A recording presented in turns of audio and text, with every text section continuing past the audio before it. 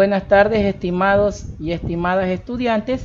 Sean todos bienvenidos a el feedback de la asignatura de física. Como saben, mi nombre es el licenciado Juan Carlos Hidrobo. Esta semana vamos a hacer una retroalimentación de todo lo que hemos visto en el segundo quimestre, empezando desde la semana 18. De la semana 16. En la semana 16 vimos lo que era el MAS, que era el movimiento armónico simple. Las características más importantes para reconocer un movimiento armónico simple era, primero, que debía ser un movimiento oscilatorio. Que era un movimiento oscilatorio, era aquel que se repetía y se sigue la misma trayectoria en ida y vuelta. Como ven aquí en la gráfica que les he puesto, va oscilando una ida y una vuelta. También vimos que era un movimiento periódico, porque era aquel que se repetía en iguales intervalos de tiempo. ¿Qué quiere decir? Que si se demoraba un segundo en ir, debería demorarse un segundo en retornar, ¿sí?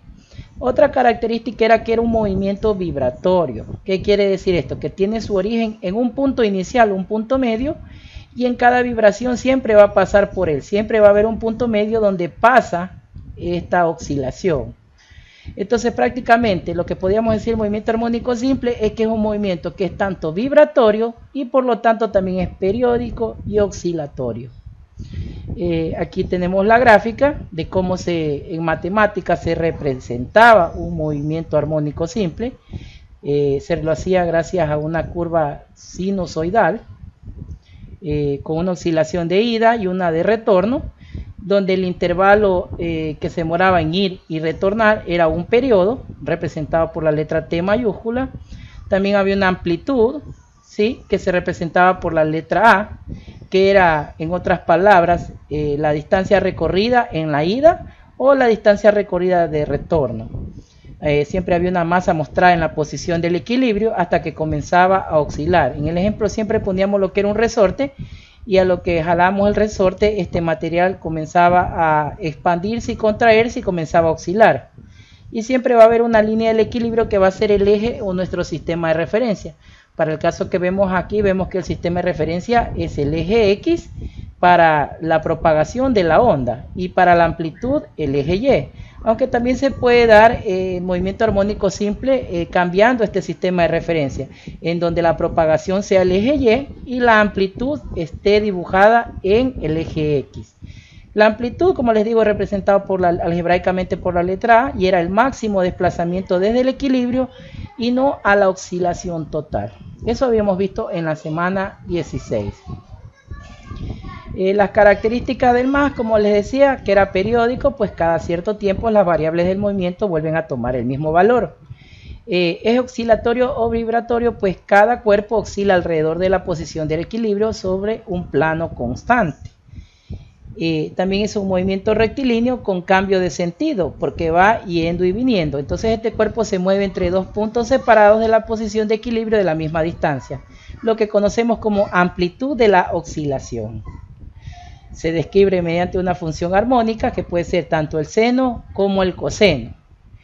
Como los valores máximo y mínimo en las funciones seno son más 1 y menos 1, el movimiento se realiza en una región del eje comprendida entre la amplitud positiva y una amplitud negativa, la ida y el retorno. La ida va a ser positivo y el retorno va a ser negativo. La función seno es periódica y se repite cada 2π. Por lo tanto, el movimiento se repite cuando el argumento de la función seno se incrementa en 2π. ¿Qué quiere decir esto?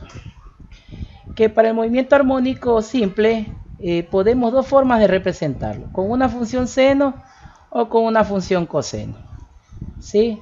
Cuando hablamos de una función seno, pues vamos a saber que parte del reposo iba a tener una ida y un retorno. Y cuando hablamos vuelta de una función coseno, pues estamos hablando en cambio de la siguiente figura, ¿sí?, que se va graficando ya no desde el origen, sino se va graficando desde otro sistema de referencia. Bueno, entonces eso es lo que vimos en la semana 17. Luego en la semana 18 vimos ya lo que era un tema muy importante, como era la energía. vimos que la energía básicamente se puede clasificar. Existen algunas clasificaciones, pero la clasificación más fácil era clasificarla en energía cinética, energía potencial elástica y la energía potencial eléctrica. Era la forma más básica de clasificarla, ¿sí? La fórmula para representar o encontrar la energía cinética era siempre igual a 1/2 de la masa por la velocidad elevado al cuadrado. Para encontrar la energía potencial era igual a la masa multiplicado por la gravedad y por la altura. En algunos textos podíamos encontrar que se representaba la altura con la letra H, en otros con la letra Y. Para encontrar la energía potencial elástica era igual a 1/2 de la constante elástica K multiplicado por la deformación al cuadrado. Cuando se entendía esa deformación es la capacidad que tiene el material de estirarse o contraerse en un eje o en un sistema de referencia. Y por último, para encontrar la energía potencial eléctrica, que era igual a la constante eléctrica K multiplicado por la carga 1 puntual por la carga 2 de referencia y dividido para la distancia que lo separe, ¿sí? También podíamos encontrar que si habían más cargas puntuales en el espacio, simplemente se encontraba el reemplazo y se sumaba cada una de estas energías potenciales individuales. Entonces, por eso también había esta fórmula que mencionaba que la energía potencial de varias cargas ubicadas en el espacio era igual a la sumatoria de todas estas cargas que se ubiquen en este espacio n.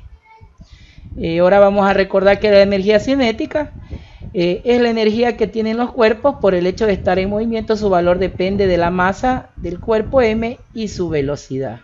¿Qué quiere decir? Que todos los objetos que se desplacen en el eje X se desplazan con una energía cinética por el mismo hecho de estar en movimiento. Y su valor siempre va a depender de la masa y la velocidad. Yo, por ejemplo, ahorita si me desplazo, mi energía cinética de mi cuerpo va a depender de la masa, de cuánto yo pese en kilogramos y la velocidad que yo lleve. Y con eso voy a encontrar mi energía cinética.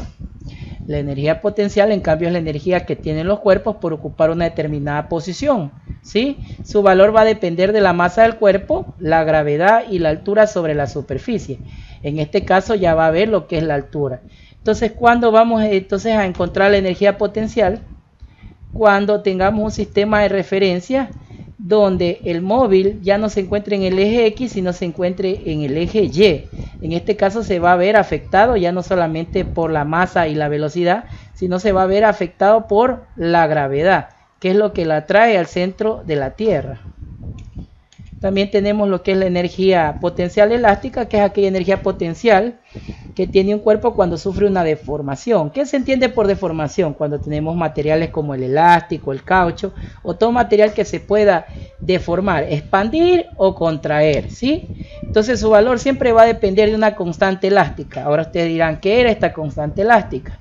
Era un valor que se calcula y que es único para cada material que se deforme. El caucho tendrá su valor de constante elástica. Por ejemplo, también lo que es el metal, cuando se estira, el resorte también va a tener su valor de constante elástica, dependiendo de cada material con lo que está elaborado. Y por último, la energía potencial eléctrica, que es la energía que tiene una carga por el hecho de estar situada en una región del espacio, donde actúan fuerzas eléctricas. Entonces, cuando nosotros vemos las instalaciones eléctricas, pues ahí vamos a ver que existe energía potencial eléctrica. Eso es entonces lo que vimos en la semana 18. Aquí yo les he puesto un pequeño ejemplo de una persona que está alzando pesas. Si nos percatamos, esta persona en sus piernas, las pesas le están provocando una energía potencial. ¿Por qué? Porque estas pesas tienen una masa, están a una altura y la gravedad les está trayendo. Entonces la energía potencial está empujando en las pantorrillas y el abdomen. Pero la persona está tratando de mover estas pesas con una energía cinética, porque depende con la masa y la velocidad que muevan estas piernas, que va a ser la energía cinética con la que se mueva estas pesas. De la misma forma vemos al ciclista. El ciclista, pues, a lo que gira la bicicleta, está con un dínamo que va a encender un foco. Él se está desplazando con una energía cinética por el eje X, pero el dínamo, que es un generador que al movimiento de estos imanes genera energía eléctrica, pues está generando una energía potencial eléctrica. Luego en la semana 19 hablábamos de lo que era el trabajo. Decíamos que el trabajo era una de las formas de transferencia cuando dos cuerpos intercambiaban energía. Ya sabemos lo que es la energía, pero existe la situación que en la cotidianidad los cuerpos pueden intercambiar esta energía, ¿sí? Sin importar qué tipo de energía estén emitiendo. Entonces, mediante la realización de un trabajo, bien una forma térmica o también mediante el calor, la energía entre los dos cuerpos. Ahorita mismo yo que estoy moviendo el cursor del mouse, pues estoy haciendo un trabajo, el trabajo de mover el mouse. ¿Por qué? Porque mi ratoncito se va a mover con una energía cinética y mi mano también se está moviendo con una energía cinética. Tiene una masa y tiene una velocidad. Entonces, esa transferencia de energía desde un cuerpo al otro es lo que se conoce como el trabajo. Para realizar un trabajo es preciso ejercer siempre una fuerza sobre un cuerpo y de este se desplace. Para encontrar el trabajo se representa con la letra mayúscula W y siempre va a ser igual a la fuerza multiplicado por el coseno del ángulo y por el desplazamiento que se da. Vamos a usar la pizarra para entender esto más a fondo. Entonces verán, aquí tenemos un objeto, la chica, y tenemos una caja. Ambos sabemos que están con una energía cinética, ¿sí? Aunque la energía cinética de la caja, como está en reposo, va a ser cero, va a ser nula, porque está en reposo. Y la niña, pues, por acción de sus músculos, pues se va a mover con una fuerza neta. Esta fuerza neta es la que va a provocar que la caja salga con una energía cinética ya diferente de cero o mayor a cero, ¿sí? Y se empiece a mover. Pero si se percatan, este objeto con este objeto aquí están formando un ángulo, ¿sí? Entonces aquí es donde va implicado el ángulo, el coseno de este ángulo alfa. Y va a haber una distancia que se va a desplazar. Esta distancia es la que le vamos a llamar delta X o la derivada de X. A ver el desplazamiento que hubo en ese trabajo. Y de esa manera nosotros encontramos el trabajo efectuado en un movimiento horizontal. El trabajo efectuado por una fuerza constante aplicada a un cuerpo es el producto de la componente de la fuerza en la dirección donde se da el movimiento por el desplazamiento del punto de aplicación de la fuerza. En este caso, el punto de aplicación de la fuerza son las manos de la niña que está empujando la caja. El trabajo W siempre va a depender del valor de la fuerza aplicada sobre el cuerpo, del desplazamiento, y el desplazamiento X y del coseno del ángulo delta que forman la fuerza y el desplazamiento. Entonces, conforme se vaya aplicando la fuerza, pueda que el trabajo sea mayor o sea menor. Y dependiendo de eso, vamos a ver cuál es el desplazamiento que se da. El trabajo de la fuerza de rozamiento, cuando existe roce con el suelo, pues siempre va a ser negativo.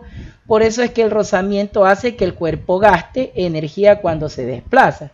Y es lo más lógico, la niña después que deje de empujar esa caja, como la caja está en el suelo si no está liso va a haber un pequeño roce, pues la niña va a sentir un desgaste de energía, va a sentir cansancio porque sus músculos han perdido energía, ¿sí? Salieron con una energía cinética y luego va a estar un poco agitada, cansada porque sus músculos han salido con una potencia. El trabajo, en cambio, es positivo si la dirección de la fuerza y el desplazamiento forman un ángulo agudo, es decir, ángulos entre 0 y 90 grados. Entonces, cuando se da un ángulo entre 0 y 90 grados, el trabajo va a ser un trabajo positivo. O sea que también puede haber trabajo positivo y un trabajo negativo. Aquí yo les he puesto como ejemplo, si ven la persona que está moviendo los brazos, está realizando ahí un trabajo. Aquí también vemos una serpentina que se está moviendo, está realizando un trabajo. Bueno, eso es lo que vimos, el resumen de la semana número 19, referente a trabajo. Recordemos, es una de las formas de transferencia de energía o intercambio de energía. A veces nos sabemos confundir porque tanto el trabajo y la energía tienen la misma unidad de medida, sí, que es el Joule, en honor al señor Joule.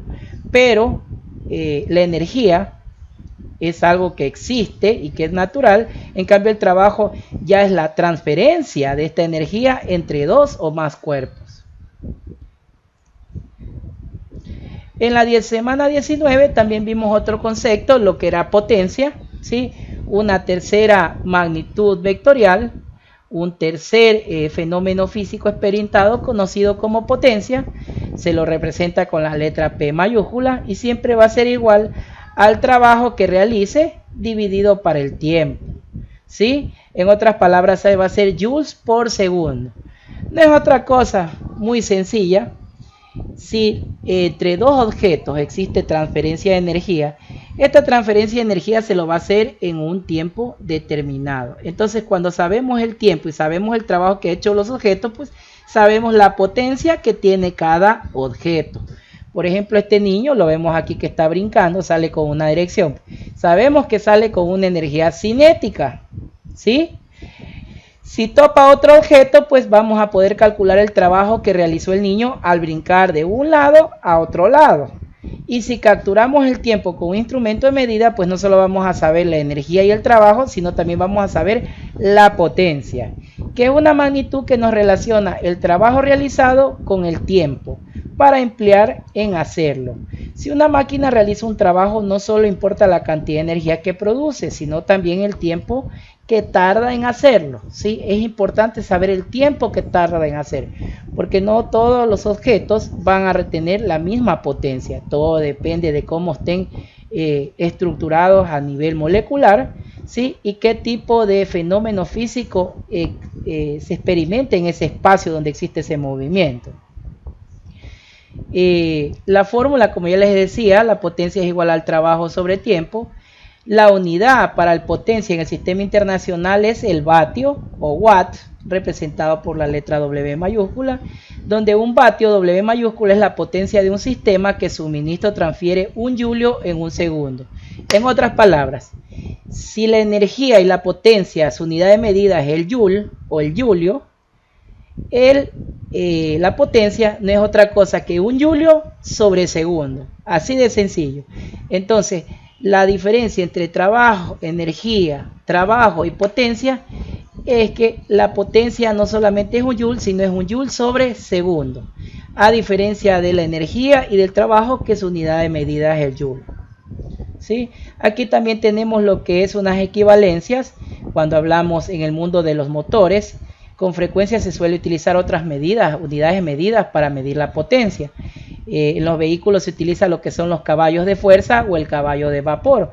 Un caballo de vapor equivale a 736 vatios. Para los que son amantes de la Fórmula 1, pues saben que esos motores de esos vehículos de Fórmula 1 tienen caballo de fuerza, ¿sí? O los trenes que tienen un caballo de vapor con el que se desplazan estos trenes, pues, porque estos trenes se desplazan por las rieles por efecto de la energía que se produce al quemar materiales pétreos como el carbón.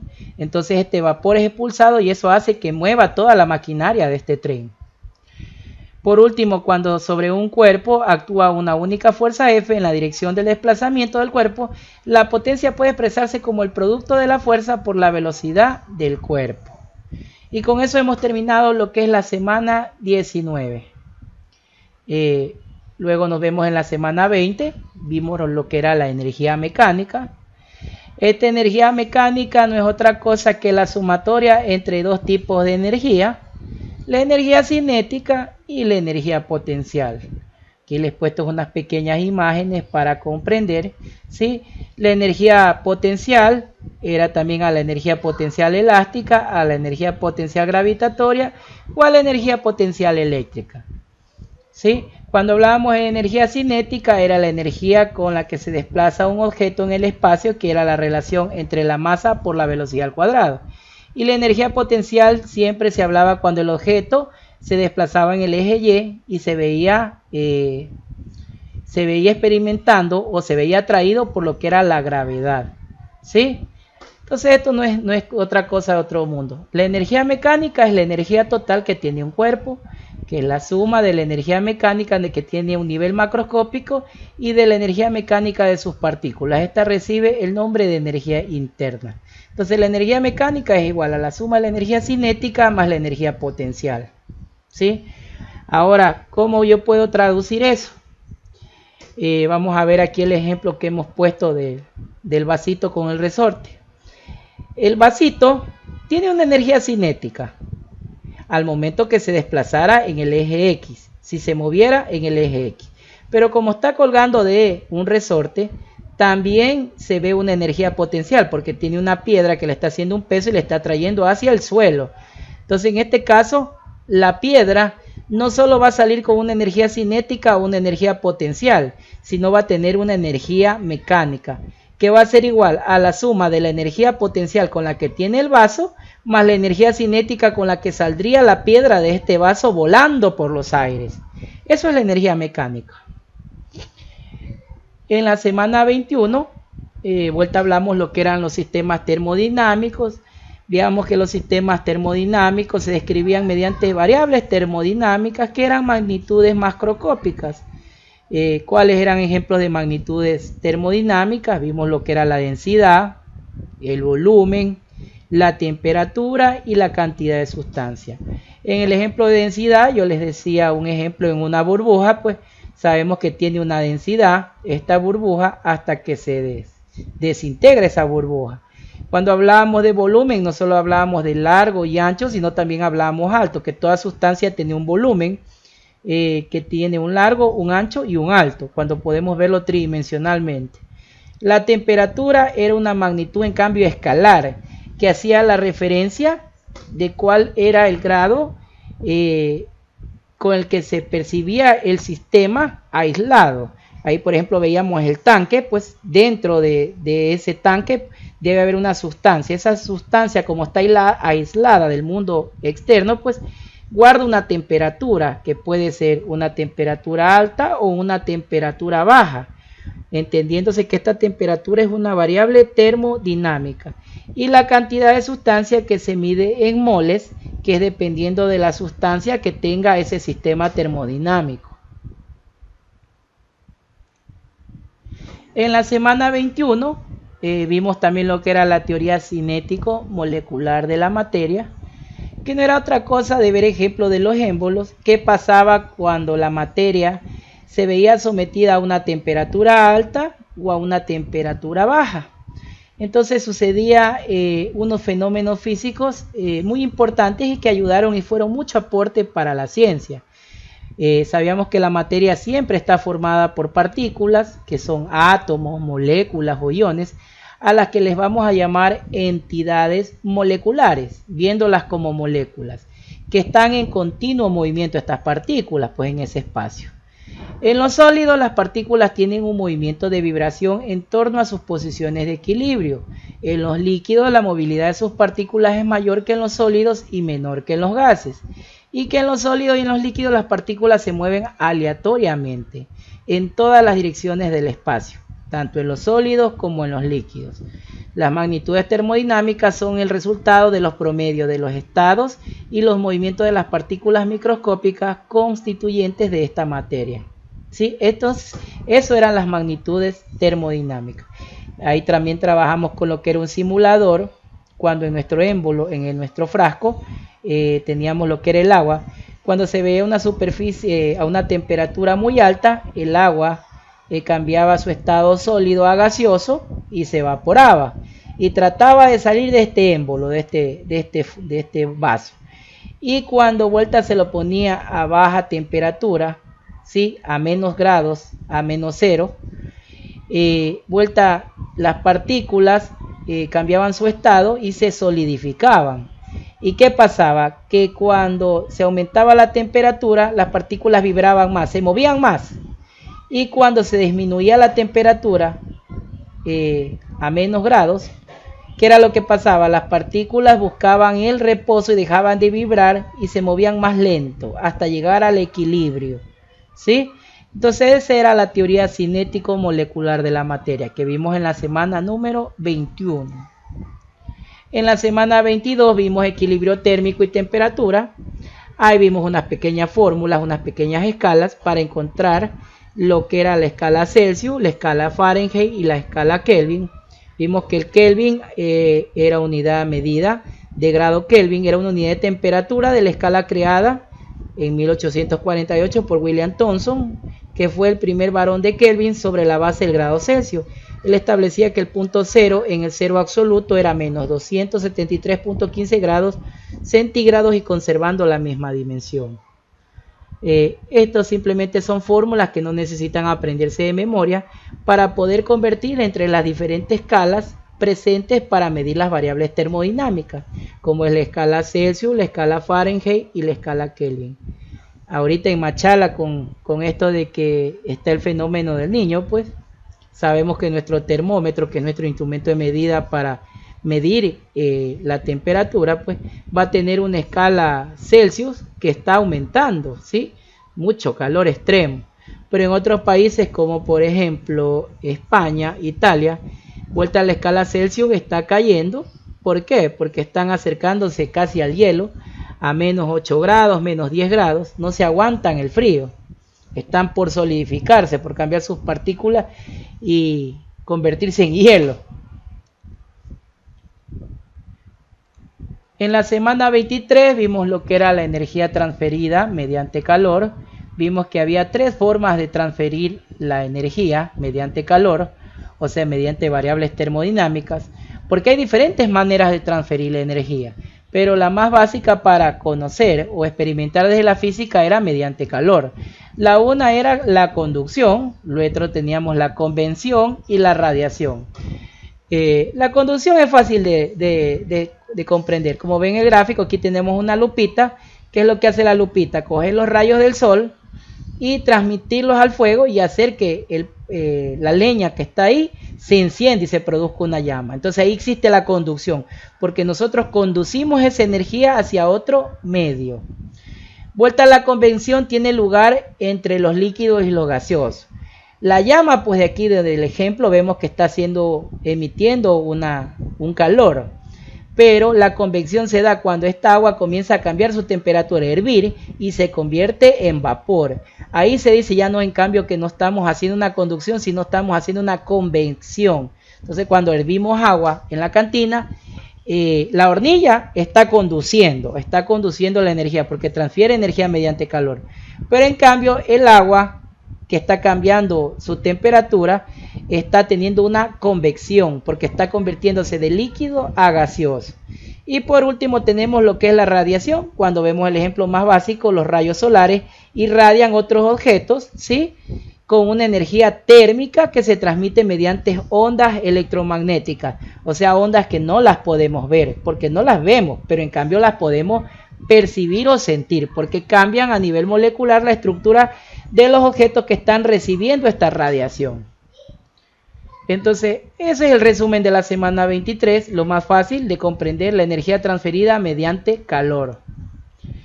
En la semana 23 vimos unas características muy importantes, que el calor era una forma de transferencia de energía que tiene lugar entre dos cuerpos debido a sus diferencias de temperatura. Pues el ejemplo de la hornilla, pues, y de la cantina. Al inicio, tanto la hornilla donde encendemos como la cantina tienen la misma temperatura, están en equilibrio termodinámico, pero al momento que encendemos, ¿qué es lo que pasa? Comienza a cambiar la temperatura de la hornilla y a transferir esa energía de la hornilla a la cantina que está hirviendo nuestra agua. Entonces, esa es una energía transferida mediante calor. Como es una energía, pues saben que el sistema internacional ha dado el julio o el joule como la unidad de medida para lo que es la energía transferida mediante calor. Aunque la más utilizada para medir es el calor, es la caloría, representada por la letra CAL, cal, o la abreviatura cal. Recordando que un julio va a ser equivalente a 0.24 calorías. Entonces cuando quemamos en una caloría, estamos hablando que hemos consumido 4 julios de energía. Esta energía transferida en forma de calor siempre va del cuerpo que está de mayor temperatura hacia menor temperatura. La experimentación a lo largo de los años ha dado esa conclusión, que siempre se transfiere la energía del cuerpo que tiene mayor temperatura al que tiene menor temperatura, del movimiento al reposo. Entonces el proceso acaba cuando estos cuerpos acaban en un equilibrio térmico, cuando los dos tienen la misma temperatura del medio ambiente. La energía térmica es la parte de la energía interna de un cuerpo ligada a su temperatura y corresponde a su energía cinética microscópica y una parte de su energía potencial microscópica. Ahí vimos un concepto como era el proceso adiabático, ¿sí? Y el proceso diatérmano. El proceso adiabático era cuando la transformación termodinámica en la que no hay intercambio de calor tiene lugar en un recinto de paredes adiabáticas. Para que entiendan esto mejor. Cuando hablamos de proceso adiabático, cuando hay algún material que no deja que transfiera o intercambie energía o calor. Ejemplos de procesos adiabáticos, las neveras. Las neveras no dejan que salga el frío de adentro hacia la parte de afuera. Cuando vamos a topar la puerta no sentimos el frío, porque esas paredes tienen un material adiabático que no permite el intercambio de calor, para nada. Lo mismo cuando en los hornos que tenemos de gas, no deja que el calor salga hacia afuera porque se conserva por esas paredes adiabáticas. En la semana 24 vimos lo que era la dilatación térmica. Aquí les he puesto solo para recordar las fórmulas, aunque en este momento no vamos a ver cada una de estas fórmulas, pero sí les voy a hacer un pequeño resumen, que existían tres formas de dilatación térmica: la dilatación lineal, la dilatación superficial y la dilatación cúbica. La dilatación lineal era una variación de la longitud del sólido. La dilatación superficial era la variación de la superficie del sólido, y la dilatación cúbica era la dilatación o variación del volumen del sólido. Para que entiendan esto, muy sencillo. La dilatación térmica es cuando varía la longitud del sólido en un solo eje. La dilatación superficial cuando es en dos ejes. Y la dilatación cúbica es cuando es en tres ejes. ¿Y qué es dilatación? La dilatación no era una cosa cuando un material, por verse experimentado un fenómeno físico, de verse en un sistema térmico, que gracias a las variables termodinámicas como la temperatura, se dilatan. ¿Qué significa se dilatan? Se expanden o se comprimen. Un ejemplo que yo les puse era los rieles de un tren, que cuando estaban en una cierta temperatura mantenían una forma, pero luego por la fricción y el calor comenzaban a cambiar su forma, comenzaban a dilatarse, ¿sí? A moverse, a expandirse, a cambiar o variar su longitud de las partículas que conforman ese material. Eso vimos en la semana 24, lo que era la dilatación térmica. Luego tenemos lo que en la semana 25, lo que era un proceso de transferencia de energía, ya no solamente mediante calor, sino mediante cualquier otro tipo de fenómeno físico. Pusimos como ejemplo un compresor, donde la energía eléctrica o de un combustible fósil comprime un gas a vapor que posteriormente deja de expandir para accionar distintos mecanismos. Tanto en la compresión como en la expansión se va a realizar un trabajo. Dice el proceso térmico de conservación de la energía, existían mecanismos diversos para comprimir este gas. Sí, miren, aquí ya había una transferencia de energía diferente, porque ¿qué es lo que hace un compresor? Convierte cualquier tipo de combustible fósil, como la gasolina o todo eso, y comienza a producir energía eléctrica. Miren, convierte un tipo de material, una energía mecánica, en una energía eléctrica. Y por eso es que en la actualidad, cuando se va al servicio eléctrico, utilizamos los generadores para poder dotar de servicio eléctrico a nuestros hogares. Sí, entonces es un proceso de transferencia de energía diferente al que vimos, que era transferido mediante calor. No solo mediante calor se puede transferir energía, sino se puede transferir mediante procesos de transferencia de energía. También vimos que el trabajo es la forma de transferir energía de un sistema a otro mediante la acción de fuerzas aplicadas.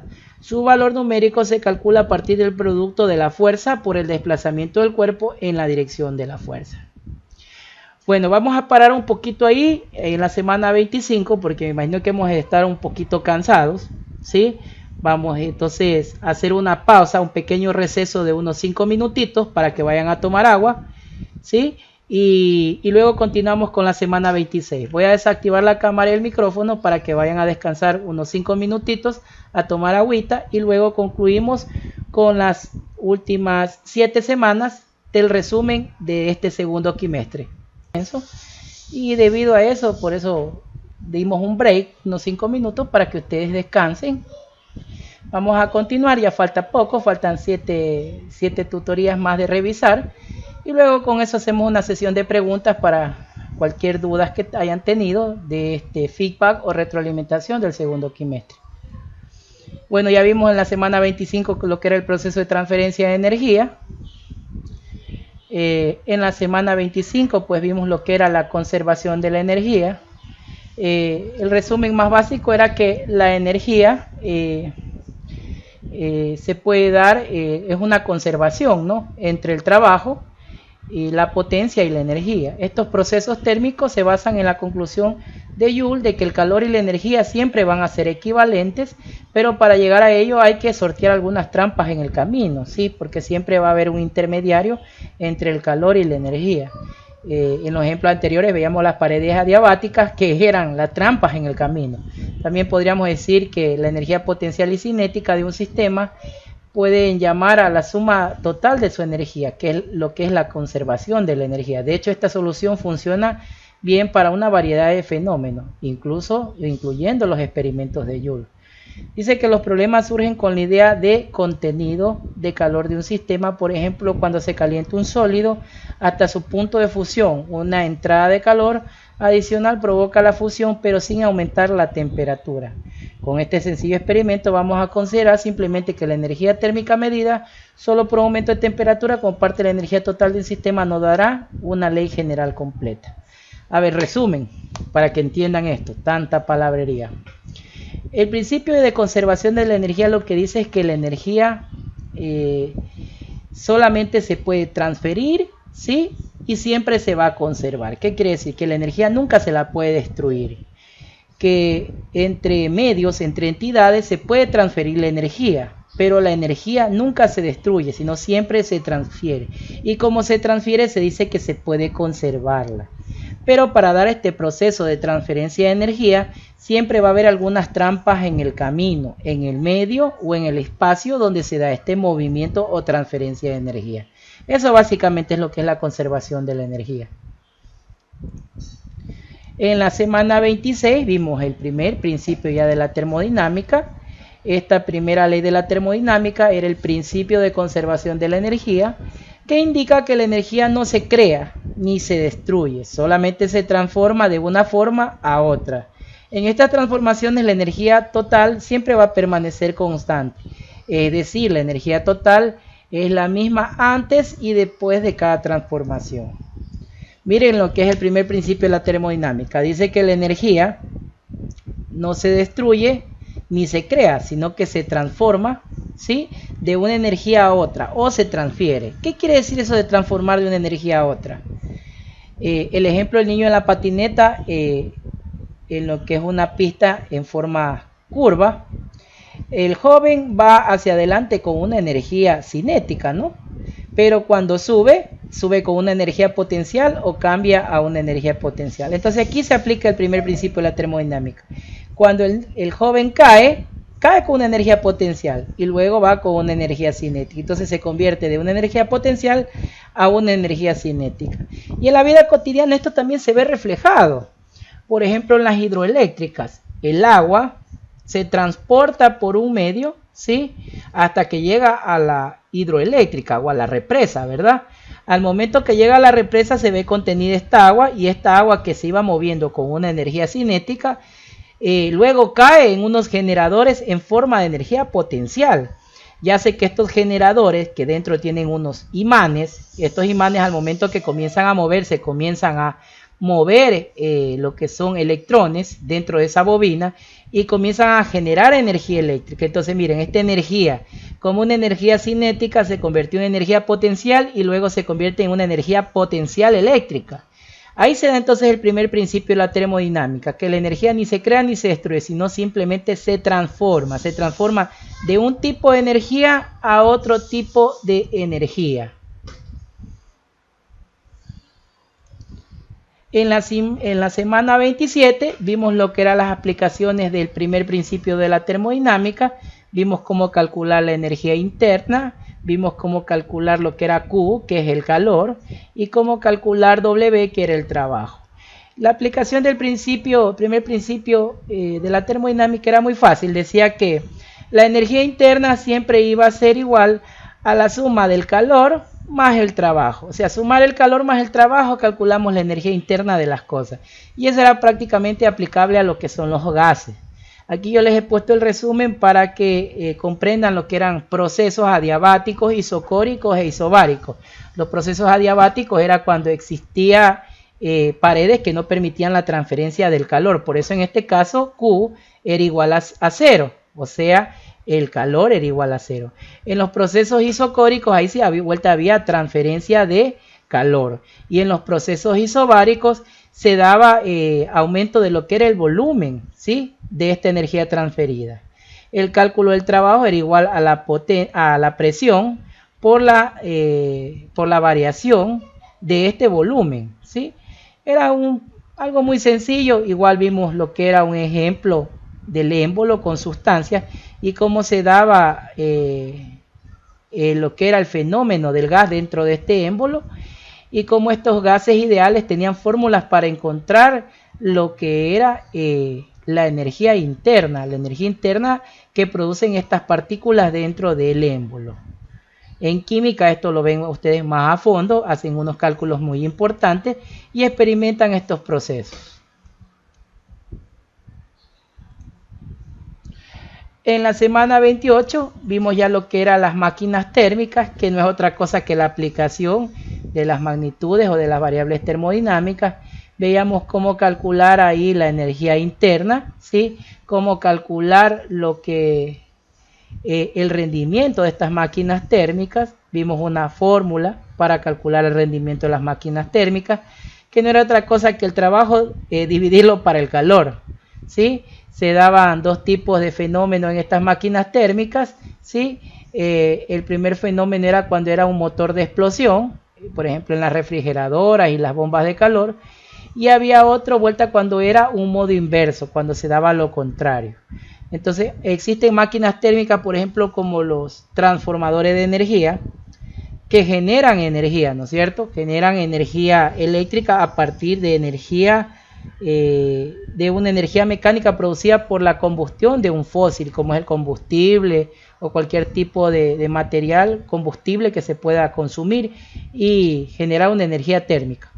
Y en cambio en el modo inverso vuelta se da un proceso contrario, que vuelta convertían no calor sino convertían en hielo. Por ejemplo, las refrigeradoras tienen un motor que en vez de convertir aumentar su temperatura, disminuyen su temperatura y aparece por ejemplo lo que es el hielo y el frío.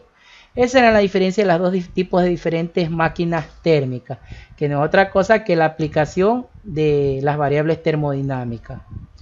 En la semana 28 vimos un tema muy interesante, lo que es la entropía, que es una función de estado que mide el grado de desorden de un sistema. A mayor desorden, mayor entropía. ¿Cómo sabemos qué es la entropía?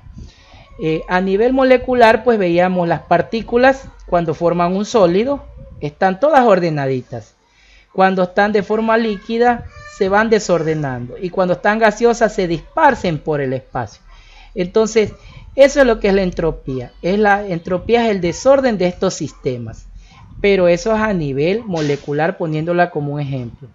Pero ya experimentándola a nivel del universo, pues yo les ponía un video donde se explicaba muy a fondo la entropía del universo, que decía, por ejemplo, que cuando un astro desaparecía en el universo, en un lugar del espacio, ese astro que desaparecía en otro lugar del espacio debía aparecer, ¿sí? Porque ese es el principio de la entropía. Conforme se van desordenando las cosas en el sistema, no significa que desaparezcan del sistema, simplemente están hablando que se están moviendo dentro del sistema estas partículas.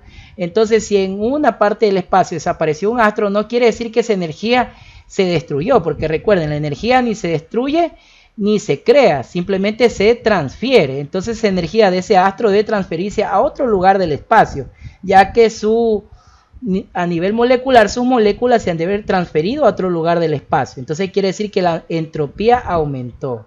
Ahora, esto de la entropía, había un cálculo que decía que nuestro universo, cada día que pasa, aumenta su nivel de entropía. Va a llegar un momento que la entropía va a ser tan grande que el universo va a estar desordenado totalmente. Y ya no vamos a conocer lo que tenemos en la actualidad, nuestro sistema solar, nuestra Vía Láctea, las 24 horas que gozamos de sol y de noche, porque la entropía del universo está variando y está haciendo que las moléculas vayan desordenándose y vayan moviéndose los astros y los objetos, ya no tendiendo al equilibrio, a ese equilibrio que tiene la gravedad de nuestro planeta.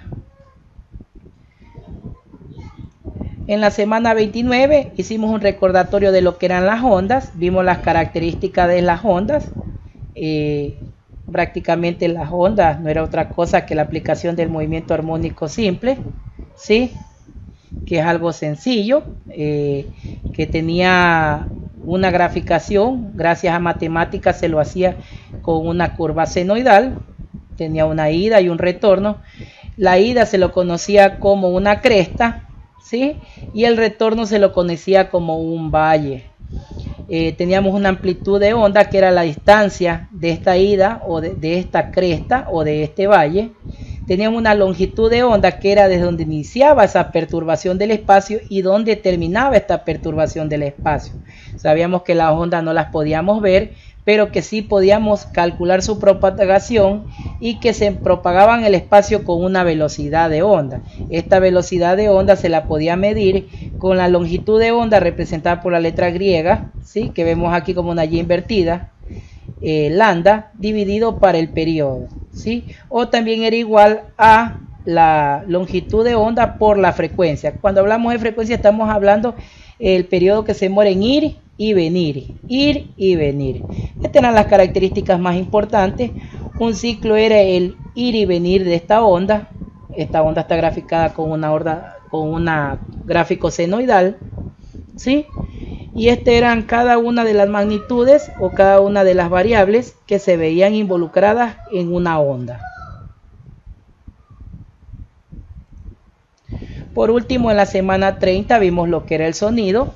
Vimos que el sonido era una onda mecánica, ya que al momento que se propagaba por el espacio, vimos ejemplo de un diapasón, que era un objeto como una forma de U, metálico, que al momento que lo tocamos empezaba a vibrar, a oscilar y por ende a emitir un sonido. Este sonido era la onda acústica, que era la parte de la física que estudia la naturaleza de este sonido, de modo en que se propaga y cuáles son sus cualidades. Para comprender la importancia de esta ciencia, basta con recordar el ejemplo en la actualidad que tiene la transmisión, la reproducción y amplificación del sonido, o las aplicaciones médicas y técnicas de los ultrasonidos. Entonces, en otras palabras, era la perturbación del espacio gracias a una onda acústica. Un ejemplo que vimos es el diapasón, que era una varilla de acero en forma de U, que al golpear emitía un sonido que era receptado por un emisor. En la semana 31 vimos las cualidades del sonido, vimos que tenía 4 cualidades, que tenía una intensidad, un tono, un timbre y una duración. Como sabemos, este sonido es una onda.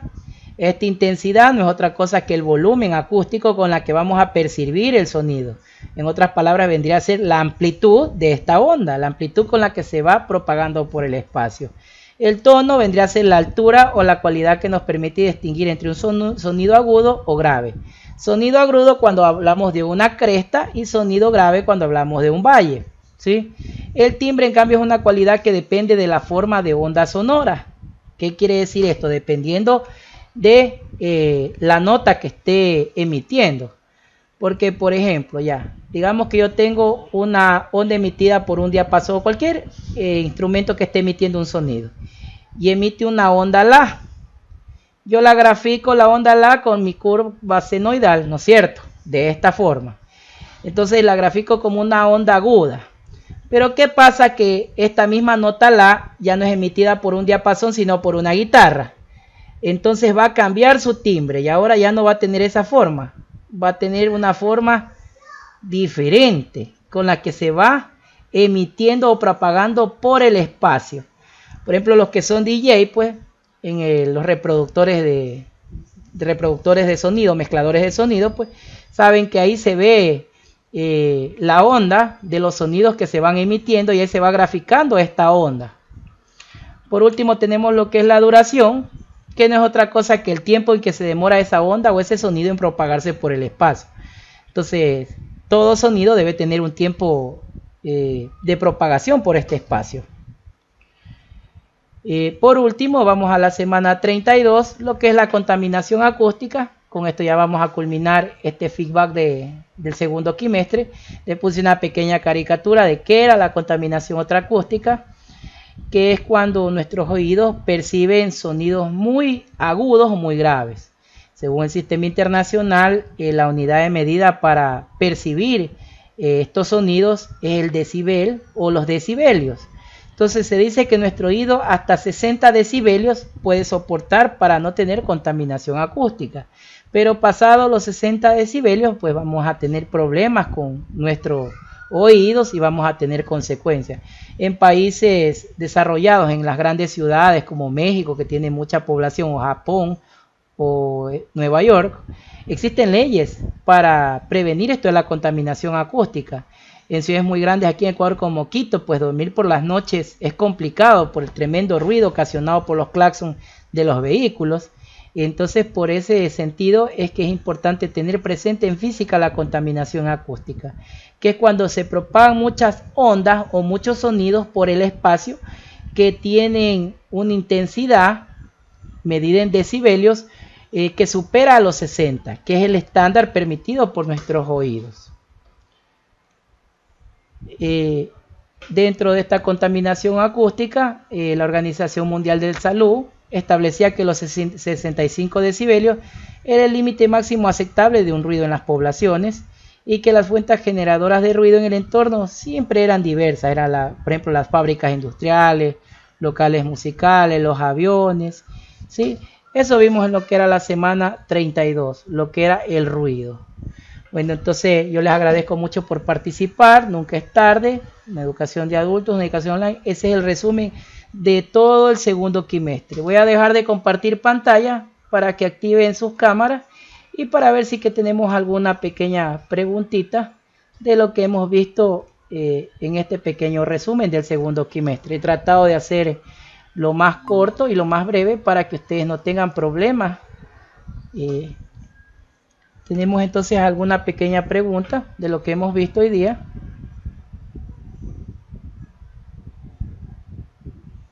Bueno, si no hay ninguna pregunta, vamos entonces a concluir con la sesión de hoy día. Por favor, ruego de que activen la cámara para poder hacer la captura. Y de mi parte, les agradezco muchísimo por este nuevo periodo que hemos concluido, 2020-2021. No se olviden de las medidas de prevención, la mascarilla, el distanciamiento. Esperemos que en la semana que viene puedan entregar sus portafolios. Les doy muchos ánimos para que continúen adelante de mi parte. Y nos vemos el periodo lectivo 2022, 2021, 2022. Así que muchos ánimos y recuerden, poco a poco vamos a seguir adelante desarrollando ciertas destrezas y competencias para comprender más a fondo esto de la física. De mi parte, que tengan buenas noches, cuídense mucho y pórtense